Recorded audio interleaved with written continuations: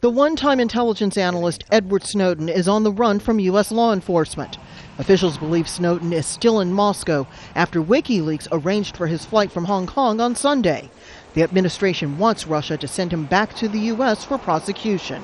We're following all the appropriate legal channels and working with various other countries to make sure that rule of law is observed. The White House is furious. Neither Hong Kong nor Beijing heeded Washington's demand to hand him over. This was a deliberate choice by the government to release a fugitive despite a valid arrest warrant, and that decision unquestionably has a negative impact on the U.S.-China relationship. Snowden has made a formal application for asylum in Ecuador.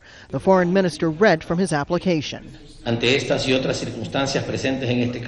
unlikely that I will get a fair trial and humane treatment prior to my sentencing, and I run the risk of being jailed for life or executed. On Monday, the administration's frustration with the situation was clear. But evidently, he places himself above the law, having betrayed his country. The anti-secrecy group WikiLeaks admitted helping Snowden avoid what they call the bellicose threats from the U.S. government. We are aware of where Mr. Snowden is.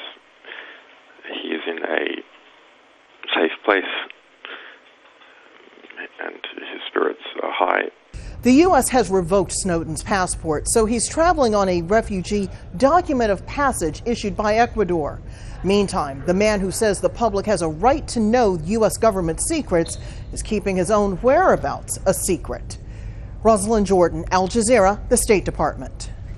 Now, earlier we spoke to a former CIA intelligence analyst, Ray McGovern, who says Snowden's a patriot, not a traitor.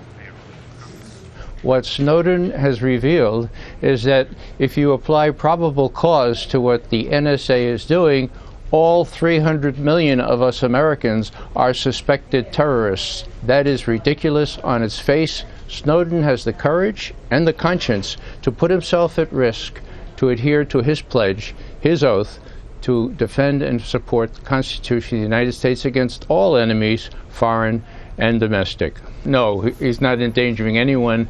The terrorists well know that they're being monitored. The American people were the only ones not knowing they were being monitored. He had the courage and the conscience to say, I'm going to risk everything to make sure that people in the United States know, not the people abroad, they already knew, not the people in the United States know how much intrusive surveillance is dominating their lives and how I was a participant in this architecture of suppression.